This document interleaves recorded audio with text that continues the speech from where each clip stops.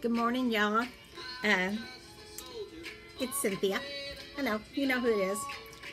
In the background, you're listening to John Denver singing Blow Up Your TV, which is also known as the Spanish Pipe Dream, that was written by John Prine.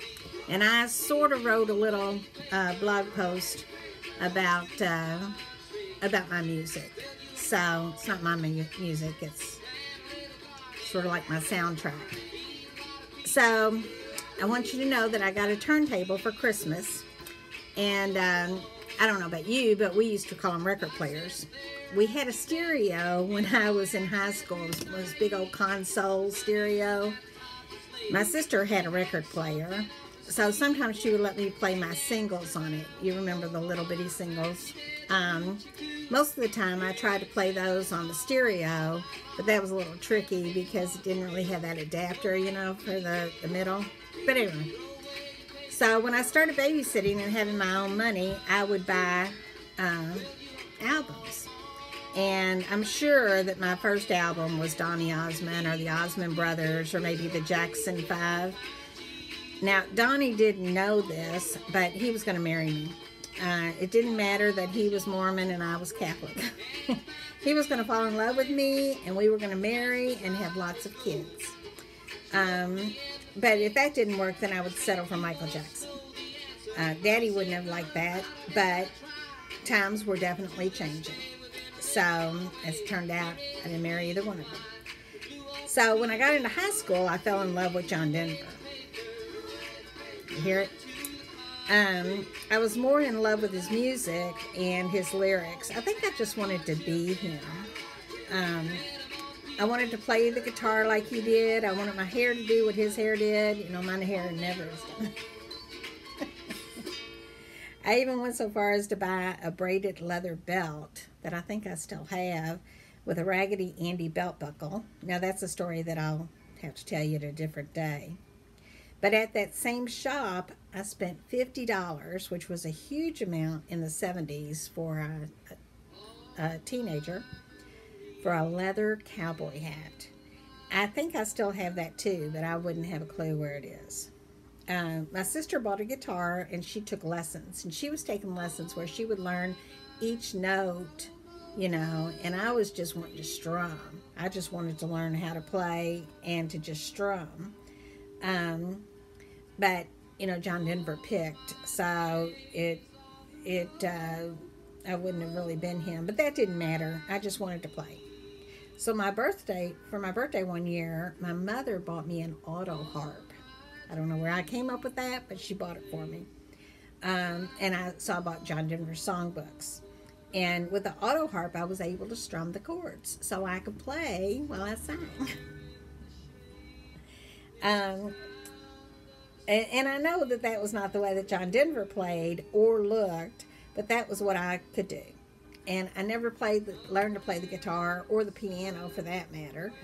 I can play a couple of songs on the piano, not very well, but I can play them. But I was playing his songs.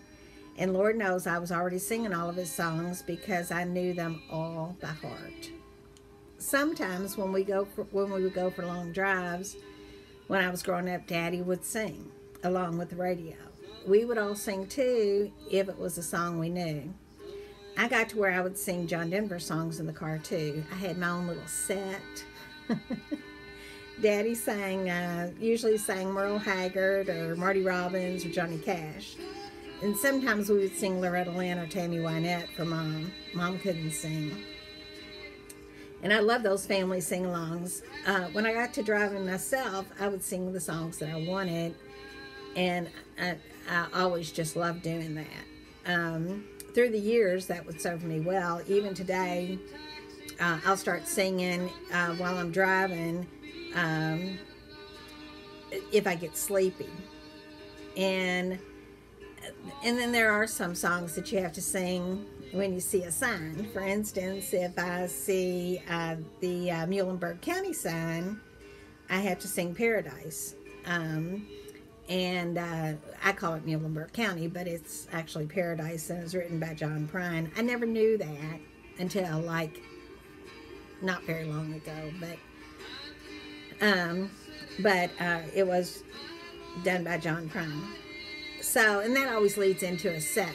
You know, I've got a whole set around Muhlenberg County. And then when I pass into Carroll County, I have to sing that country song. And anymore, when I cross the West Virginia border, I have to start singing Country Roads. I mean, everybody has to start singing Country Roads as soon as they see that sign. So I've told you all about my singles and my albums, but I do have cassette tapes and CDs.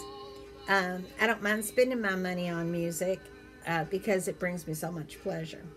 But then the iPod came out, and I had to have one or maybe two of those. And then you could take all of your music and take it with you wherever you went. And that's what I did. I have music that my kids love. My son John fell in love with Bon Jovi at some point in time. I was like, I don't get it, but okay, we'll do Bon Jovi. I have music from musicals and soundtracks and church music and lots of Christmas songs. I went back and found some music my sister played and didn't realize that I had been a fan of, such as Carole King and James Taylor and Cat Stevens. And I'd been a fan for years, and I knew all their songs because I knew, you know, I listened to what my sister's albums. And then I dared to go when iTunes came up, I dared to go looking for John Denver music. And there was some, but not much. This was after he died, but he wasn't, you know, he wasn't really popular anymore. But most of what was there were greatest hits, but I wanted it all. I had all of his albums, and I could probably name them for you if I'd sit down and think about it, but I had all of them through Windsong, I think was the last album I bought. So today, you can buy most of his work on iTunes, and I do love that. So several years ago, my son, so I carry it around in here, right? That was my daughter calling me. So several years ago, my oldest son got me a turntable for Christmas and a couple of old albums. He got me, I think, Alabama, and I forget who else. But I didn't use it much, so my youngest son acquired it from me. And I don't know if he has any albums. I don't know if he has any vinyl. So I got a new turntable this year for Christmas. For the last few years, I've been getting quite a few vinyl albums. And then my sister went through her albums and gave me a huge stack of ones that she didn't want or she had duplicates of that she had gotten from yard sales. And I was so glad to have them. I mean, it's Carole King Tapestry and Sweet Baby James and Tea for the Tillerman and Emmylou Harris and Trio and Dolly Parton. So I was glad with that. So the other day I was having a bad day. And I was feeling a little homesick. I don't know what that was about. So I went in and I dug through my records and found the John Denver records. I had his first greatest hits collection, Poems and Prayers and Promises. Hold on, I'll show you. So I had the first greatest hits album, and then I had Poems and Prayers and Promises, and then my favorite of all time, Erie.